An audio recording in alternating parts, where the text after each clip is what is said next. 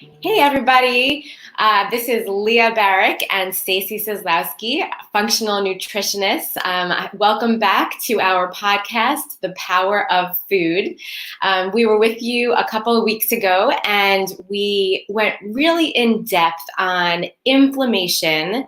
That's a really sort of hot topic right now and it can be confusing. And we also gave lots of recommendations, lots of dietary and lifestyle recommendations. And I think we just kind of wanted to take a step back a little bit, make sure that all of our listeners can know when they have inflammation, and then go even further into our dietary recommendations. So really very specific guidelines for food so that everybody feels really prepared to eat a really healthy diet and handle any possible inflammation. Does that sound good to you, Leah? Sounds perfect, Stacey. I'm so excited for this. And I loved hearing everyone's feedback about the last episode we did. And, a lot of people do want to know, like, am I inflamed? How would I know? And so there are some things that we're going to talk about, how to kind of find that out. And then, like you said, the food, we're going to dive deep and talk about really what to look for to help control that inflammation. Awesome. So I mentioned last week, and I think it was probably very clear when somebody has acute inflammation. So that is when you get an injury or, you're experiencing redness, heat, swelling, or pain. That is a really obvious, clear sign of inflammation. And then I sort of started to step into what is chronic inflammation. And I had mentioned that is when you sort of have this lingering inflammation. So whenever that injury or germ that you experienced, it doesn't really fully get removed and you have this sort of lingering inflammation. And I wanted to really explain this a little bit better. How do you know if you have lingering inflammation? And as I thought about it, I actually got to the point where I don't like the fact that it is called inflammation, because the word inflammation makes us think that this is a really damaging, harmful process. And if you think about it, inflammation is really the way that our body heals. It's our body's way to protect us. So I'm not sure that the word inflammation is really appropriate, because it's really our body's immune response to protect us and heal whatever distress our body is in. So that really gives you a little bit more of a clue of when are you in inflammation? Anytime your body is in distress. Really, anytime. So some thoughts or possibilities that might cause distress. Let's say you have a nutrient deficiency. If you have a nutrient deficiency, then your body is not able to appropriately carry out its functions, and there will be a type of inflammation because your body will try to heal that or try to push this process along with a missing nutrient, and that will cause inflammation. Some other ideas are if you have damage to the gut. That will cause inflammation because your body's going to try to send out immune cells to heal that damaged gut.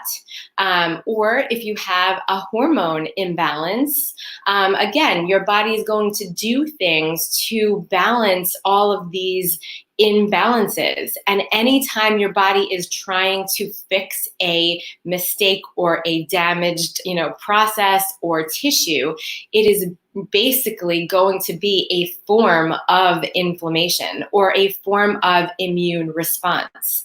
So, ways that you can tell if you are having some type of chronic inflammation or lingering ongoing inflammation, it's actually kind of simple. If you think about it, your body gives you the signs and symptoms.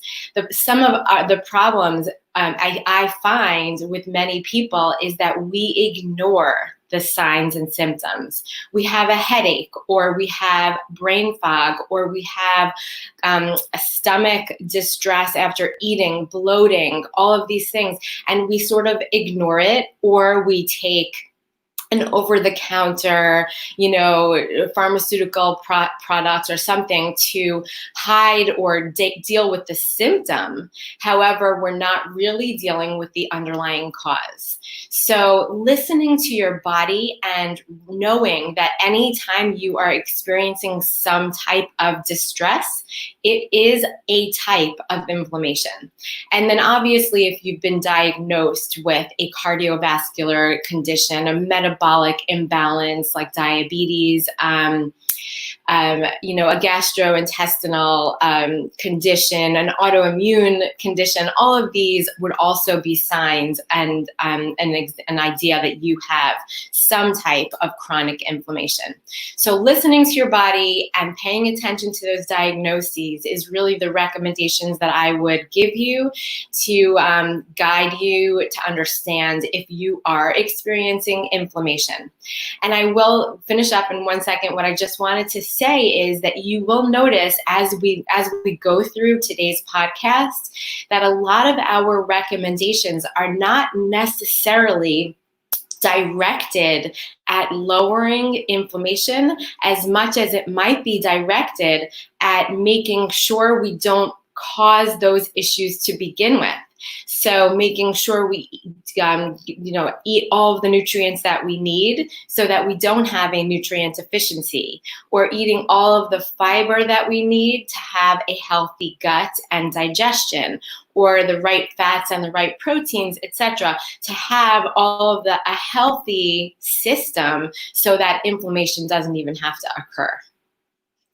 Yeah, those are all such great points. And like you said, inflammation isn't always bad. And I think a lot of it is just supporting our body with the building blocks it needs to help modulate our immune system so that it's ready to increase inflammation and heal if it needs to, but also decrease any excess inflammation. So it's really depending on what situation you have going on.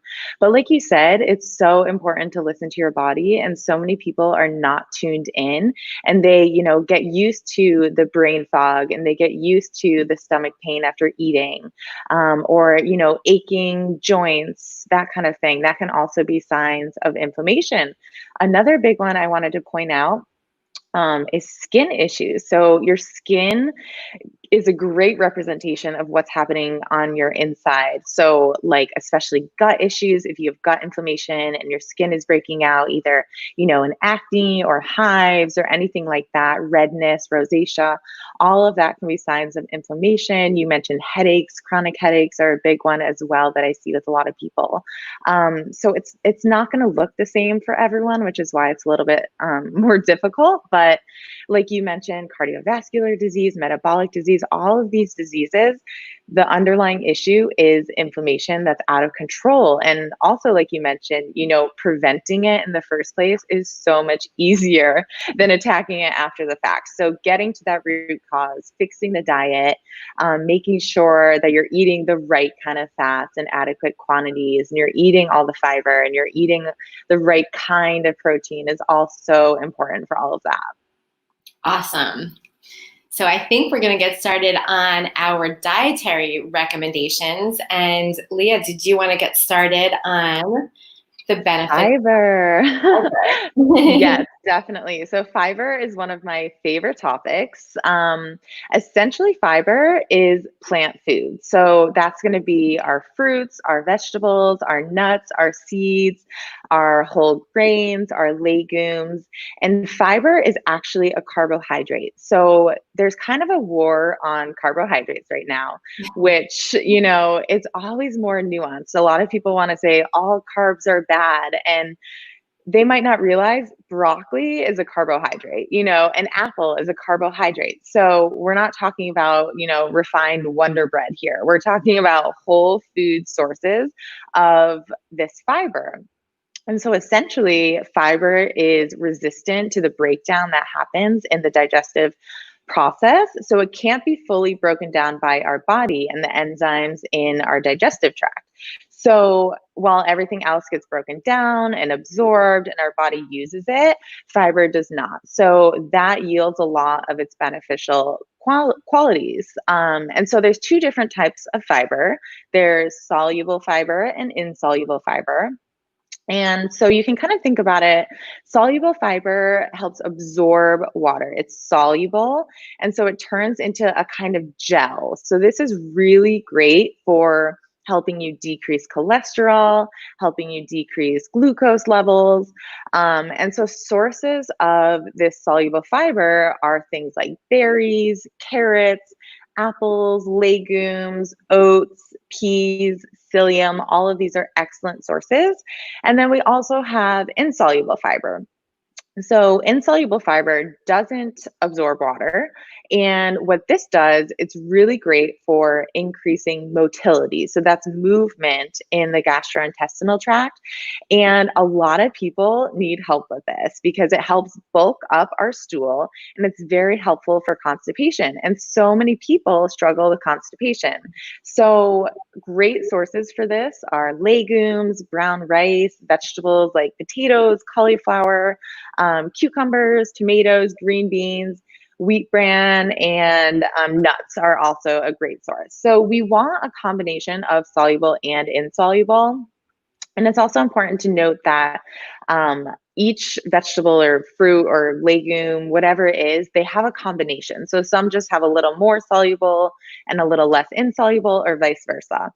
And so fiber in general is important for so many reasons, all of which are intertwined with inflammation. And so just taking a step back, nothing in the body happens in isolation. I always like to tell this to people because we want these clear-cut answers. We want this, yes, you have inflammation. No, you don't have inflammation. Do X, Y, and Z and you're good. And it doesn't work like that. It's so much more complicated. There's so much more going on. All the systems in the body are working together. So that's just an important concept to recognize. And so fiber, one great thing it does is it's so important for gut health. So both gut integrity and then also the health of our gut microbiome. So we have these little bugs living in our gut, and fiber helps feed those gut microbes, and they create compounds that are beneficial for the body as well, and they help with literally everything, weight management, inflammation, hormones, like detoxification. The list is endless. Fiber also helps promote regularity. So like I talked about a little bit more, it helps bulk up the stools, and it helps decrease and regulate transit times. So basically how often you go to the restroom. It helps balance blood sugar levels. So if you're eating fiber with a higher glycemic food, so something that's a little bit higher in sugar, it helps slow down that absorption. So a great example of that is people who drink juice. So let's say you drink some orange juice, there's no fiber in that. It's so high in sugar that's going to spike your blood sugar, versus eating a whole orange that has the fiber. That fiber helps slow that increase in blood glucose levels, and that creates a way more balanced result in the body. It also helps with detoxification. So again, we need to eliminate as part of our detoxification process. And then it also, again, helps feed the gut microbiome, which plays a role in detoxification. Fiber also helps keep us full for longer. So that can help us not be snacking all day. It can help us make good food choices because we're not hangry when we're thinking about food. And again, kind of along those same lines, it can help us maintain a healthy weight because it helps keep us full. It keeps us regular. It helps lower cholesterol, which I already mentioned a little bit, but basically it helps excrete excess cholesterol in the stool. And then it also helps decrease the risk of diabetes, colon cancer, heart disease, all of these. So really, I cannot speak highly enough of fiber. I love talking about it. I love including it in my diet and talking about how important it is for people to include in their diet. So speaking of, how much fiber should we be eating? Most people don't even get half of what we need to be eating. So typically I tell people, I think I said this in the last podcast, but around 30 grams of fiber per day.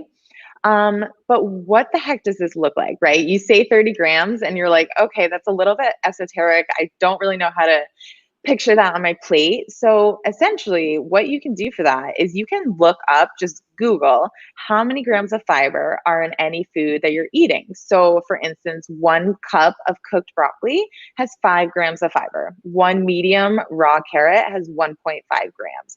A medium apple has 4.5 grams. Things like 1 cup of split peas has 16 grams. So essentially, anything you're eating, you can look up how much fiber is in there. If you're eating something that comes in a package, it'll be on the food label. And so, what I recommend to people just to kind of see how much they're eating is to track. Just take one day, write down everything you're eating, look up how much fiber is in each of those things, add it all up, and see how that is compared to the 30 grams that you should be getting. And, what's the difference there? Are you getting 10 grams? Are you getting 25 grams? So that's going to really influence how much more fiber you're adding in.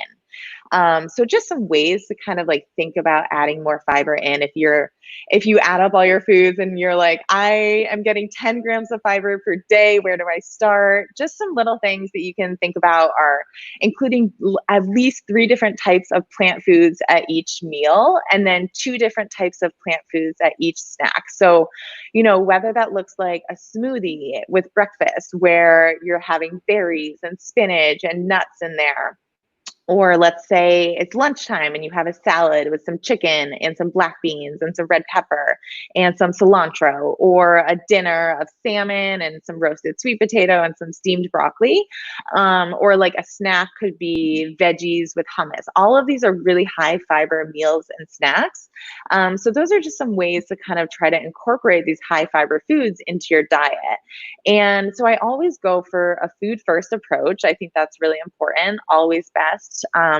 But fiber is so important. So sometimes I will recommend fiber supplements to some of my clients, either if they're really struggling to get fiber in, and it obviously depends on their situation and what kind of fiber I'm recommending. But also just wanted to mention, if you aren't eating a lot of fiber, go slowly when you increase, and make sure that you're increasing your water intake too, because you can have the opposite effect if you go too quickly and you're not drinking enough water. So especially if you're doing fiber supplementation like with psyllium or something like that, you really want to up your water intake as well. So that's kind of fiber in a nutshell. Did you want to add anything to that, Stacy? I mean, you really covered everything. That was very comprehensive. No, but I really don't have too much to add, just to make sure that you're getting, like you said, multiple sources at every single meal. You might want to think of it in terms of cups. I think I said this last week, but I really like to recommend between almost starting at 1 to 2 cups, but even getting to 3 cups at each meal, and then 1 cup at each snack of vegetables and or fruits, just so that you're getting it in at every single meal. And then a great way to track it too, is there's these so many different apps on the phone that you can write what you ate for a day or 2, and it will calculate, how many grams of fiber that you're getting, so that you can actually see it written down, and you can try to aim to get a little bit more. That's such a good point. Thank you for mentioning that. And do you have one that you specifically like? I've used Chronometer. Yeah, I love Chronometer. Yeah. And then the other one is Nutritionists. I think so. It's spelled nutrition and then IX. That's another one that I really like. Yeah. Those can be so helpful. I know that they're really tedious, so it's always hard, recommending people to do that, because just adding another thing to your plate of things to do. But even if you just do it for 1 day or 2 days, just to get a baseline. Yeah, and what's good about these apps too is that nowadays you literally can, if you're eating things that are in a box and have that code on the side that you used to pay for, you just scan the code and it just knows what you're eating. It's amazing. Right. Yeah, so actually, totally. it became kind of fun for me one time. I just like walked around my kitchen, like scanning everything I eat. Like, do they have it in here? And what does it say about it? So yeah. Well, so thanks for that information on fiber. We're going to switch gears a little bit and talk about fat. So there's a lot of confusion about fat, and unfortunately, I hate to blame our, system. For so many years, we were told that fat, saturated fat, is just the worst thing that you could eat, and that it causes, high cholesterol and other heart conditions. And with advanced science and research, we're learning that eating saturated fat does not necessarily mean that you're going to have higher cholesterol or increased risk for heart conditions. There are a subset of people who do have a little more of a genetic inclination to not necessarily break down saturated fat as easily, and those people may have, or may be a little bit more affected and may have more risk for heart conditions. But for the most part, eating fat of any kind is not a bad thing as long as it's part of a healthy, nutrient-dense, mineral-rich diet. And in fact, there are a subset of people who do extremely well on a ketogenic diet in which they're only eating saturated fat, or at least it's their, the main part of their diet. So I really do want to erase what we have been taught for so long, that fat is bad, and learn that fat is not bad. It absolutely should be included in a healthy diet. It's a part of every single cell membrane in our bodies. It's a part of our brain, and the way that our brain can function needs fat and needs cholesterol. So let's erase all of those myths that we were taught and learn that fat is good. And I do want to just divide it into different types so that we can talk about what each kind of fat can do for you. So saturated fat, like I said, it's part of every single cell membrane in our body. It helps our brains think and function. And that's the kind of fat that you get when you eat cheese or butter or dark meat, chicken or poultry, beef. That's the type of fat. Saturated fat is what you get from those foods. Now, I'm not saying, aside from that subset of people that really do well on that ketogenic diet, I don't think that it should be the major part of your diet. I think it should be a little portion, but it's still good for you, and it's not something that we should be scared of. On the other hand, unsaturated fats are extremely healthy for us. So we know that unsaturated fat is the kind that you get when you eat olive oil. And I think you mentioned this last week, that olive oil is a part of the Mediterranean diet, which is one of the most well-researched diets that have shown, more benefits than almost any other diet out there. So olive oil, monounsaturated fats are really healthy for you. And then the polyunsaturated fats, like the ones that you get from fish, fatty fish, omega-3 fatty acids, you talked about that last week. That is extremely healthy for your brain function and your immune function. And we were talking about inflammation before, but your body absolutely needs omega-3 fatty acids to reduce inflammation, to reduce inappropriate and unneeded inflammation. And this is actually one of the nutrients, omega-3 fatty acids, that, like I said, you get it from fatty fish, from organ meats, and from pasture-raised and grass-fed animals or eggs.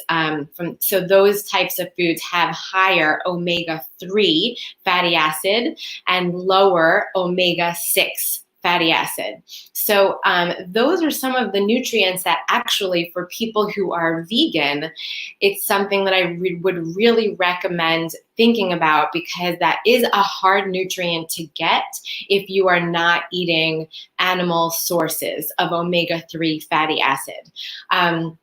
We can talk a little bit more about the precursors for omega-3 fatty acid, which is what you get when you eat flax seeds and chia seeds and certain types of nuts. However, it is quite difficult for our bodies to convert the type of precursor that you get from those non-animal sources, to convert that into the active form of omega-3 fatty acid, DHA, that our bodies actually need. So while those are super healthy for us and they can provide some of that omega-3 fatty acid, I think the best way to get it is really from eating sources of salmon and mackerel and tuna and sardines. And I try to recommend that people eat that like 2 to 3 times per week. I don't want to go too much higher than that, because unfortunately, whether you're wild caught or farm raised, you're still being exposed to heavy metals and some other toxins that our fish are exposed to in their water. So you don't want to go for too much more than 2 to 3 times per week with the fish. And then other days of the week, try to get it from pasture-raised poultry and grass-fed meat. And then, of course, add in your flax seeds and your chia seeds and things, and nuts and things like that. So I know the conversation around fat can get really confusing, because I just listed like 5 different kinds. But it's really just saturated and unsaturated. And then the unsaturated has all these really healthy ones, like the omega-3s. And then trying to cut down on omega-6s, which is the more inflammatory one. And that's from refined oils, seed oils. All of our processed foods have higher amounts of omega-6 fatty acids. And then also, you're going to get into this a little bit more, but the grain-fed protein, animals, they have more omega-6s than omega-3s. So yeah, that was an awesome overview, Stacy. Thank you. You covered so much, and that was really helpful. And I'm so glad you did cover the precursors to omega-3s, because a lot of people think, oh, I'm eating hemp seeds, I'm eating chia seeds, I'm eating flax seeds, I'm good on my omega-3s. And that conversion is so low. People do not realize how low it is. So yes, those foods are incredibly nutritious, but you're really not going to be getting as much omega-3s as you need, especially because so many people are eating so many omega-6s, and it's really that ratio. So the more omega-6s we're eating, and those are even in like healthy foods like nuts and seeds, the more omega-3s we need also. So that was a really good point. And then also, yeah, everyone reacts to saturated fat differently. So depending on genetics and other factors, you might do really well with a high saturated fat diet, and someone else might not do as well. So it's really important to recognize the bio-individuality of that. So thank you for that overview. And yes, I love olive oil. I can't speak highly enough of it. And I think it's really underutilized in a lot of people's diets. So I always like to highlight that as well. And then of course, sourcing is so important for all of those. Great. So yeah, we can move on to protein. So this is going to overlap a little bit with the fat, because of course we're talking about sourcing as well, but just to take a step back with protein, every single cell in our body, just like fat, every cell also has protein, and we need it to build and repair all of our tissues and our muscles in our body, including our skin, our cartilage, our bone. And then we also need it for enzymes, hormones, other chemicals in the body. So we cannot live without protein. It is absolutely crucial. And so we need it to help repair our cells and make new ones. And essentially protein is so important for, like I just mentioned, so many different things, but also increasing satiety. So protein will make you feel full for longer, more so than any other macronutrient. It also helps us maintain our lean muscle mass, so helps us build protein. It increases fat burning. It increases our metabolic rate. So essentially how many calories you're burning when you're just sitting there. So if you have more protein and more muscle mass, you're going to burn more calories than someone who has less. And so the other good thing about increasing protein and increasing our muscle mass is it helps the body take up sugar from the bloodstream. So that means that the sugar is then entering our muscles rather than causing high blood glucose levels. And so when we're talking about protein, there's animal-based protein and then there's plant-based protein. So these are very different. Animal-based is fish, chicken, turkey, beef, bison, lamb, eggs, dairy, all of that. Whereas plant-based, we're talking about legumes, we're talking about nuts and seeds, we're talking about quinoa, especially higher protein ones like, we're talking about grains, higher protein ones like quinoa. And then if you can tolerate it, soy. So I always go for organic and non-GMO soy, but a lot of people don't tolerate soy. So again, that's an individual thing. Some fruits and vegetables do have a tiny bit of protein, but again, that's not going to be a main source of protein. And I always want people to steer clear of the fake meat. So those are going to be highly processed. There's going to be a ton of additives and chemicals and those inflammatory fats that are super high in omega-6s that Stacy was just talking about. And so in terms of animal-based, again, just like fats, sourcing is so crucial. So animals were not designed to consume grains, and grain-fed animals, which is the majority of the protein that we eat in this country, they're fed corn, they're fed soy, and they're fed this to fatten them up essentially and make them bigger, so that they'll yield more meat. And so what this does is it greatly affects the nutritional composition of these foods, of the meat, of the eggs, of the dairy that we're eating. And so these foods are going to be much higher in omega-6s and much lower in omega-3s compared to grass-fed and grass-finished meat. Also, grass-fed, grass-finished meat is higher in other nutrients like vitamin A, vitamin E, all of these fat-soluble vitamins that are really important for immune health, other things as well. So it's really night and day, grass-fed and grass-finished compared to factory farmed animals.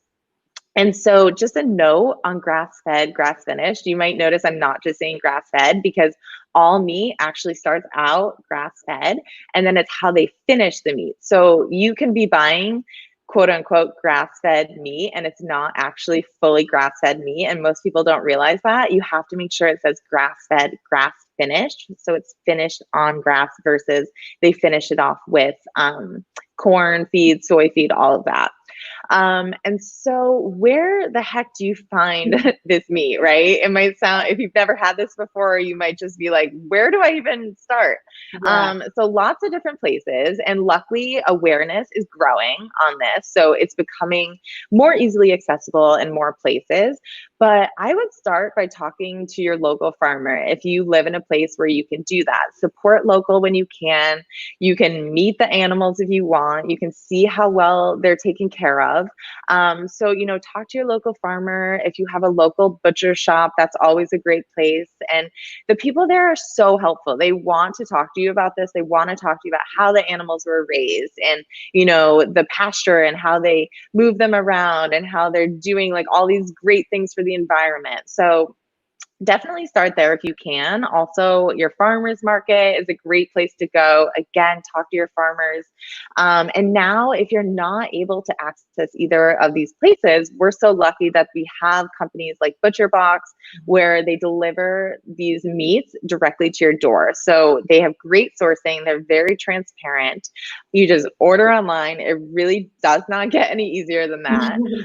So they can just deliver to your door. And then I think they also even have wild caught salmon now. I think I've seen that. So again, that's an option. So easy. You just order it online. It shows up at your door.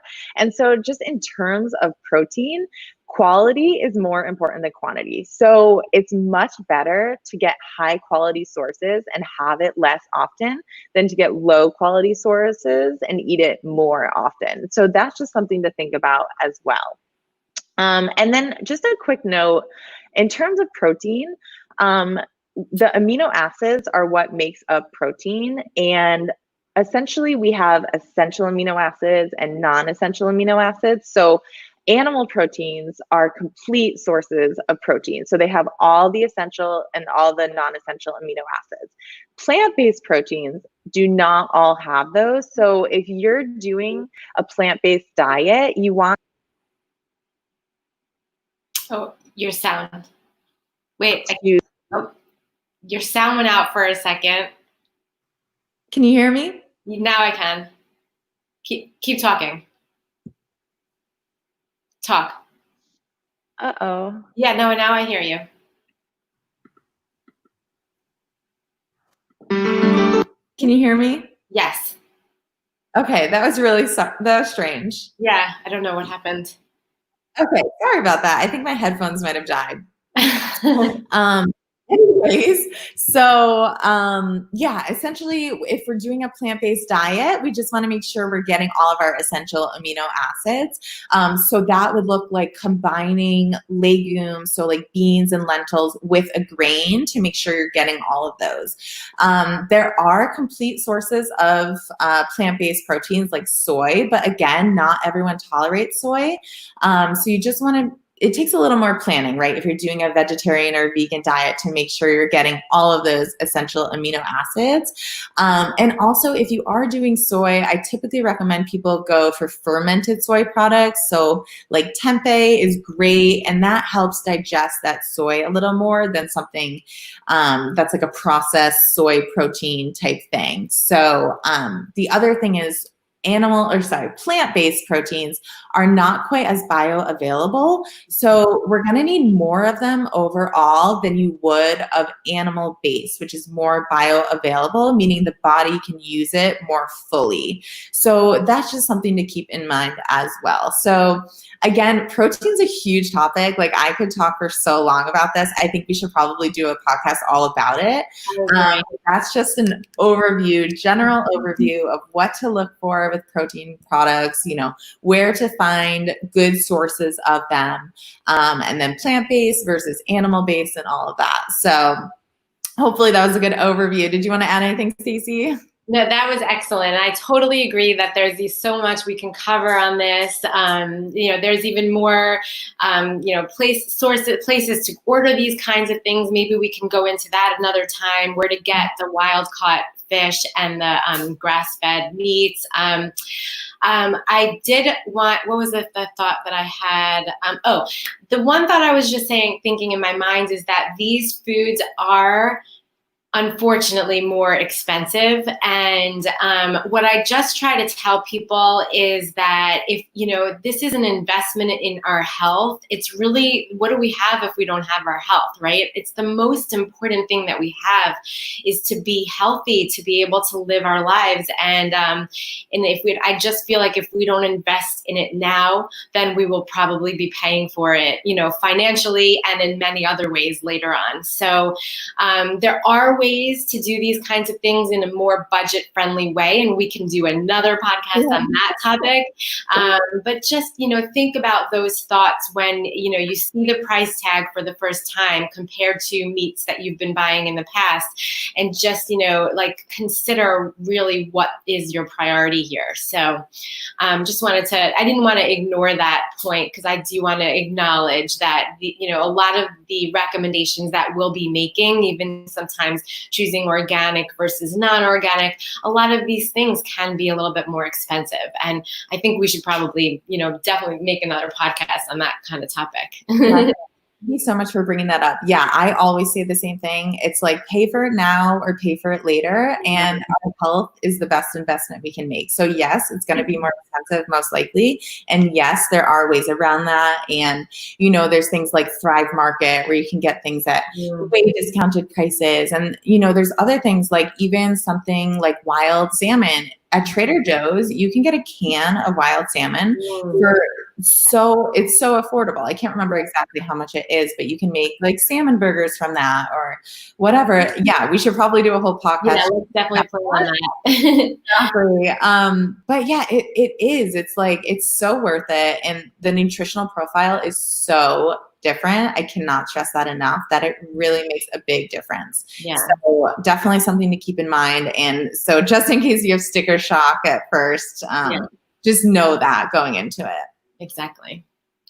Well, I feel good. How do you feel? Do you think that we at least covered our objectives, which were just to remind everyone, we wanted to explain how you would know if you had some type of inflammation. And again, that's really just listening to the signs and symptoms of your body, and, you know, your diagnosis. And anytime that you are in distress, there is some type of inflammation.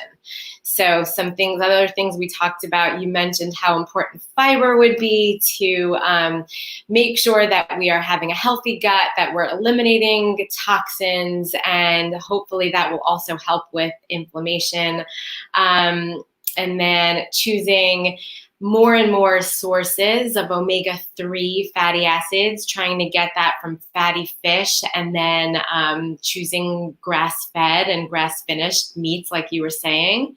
And then we finished off with protein.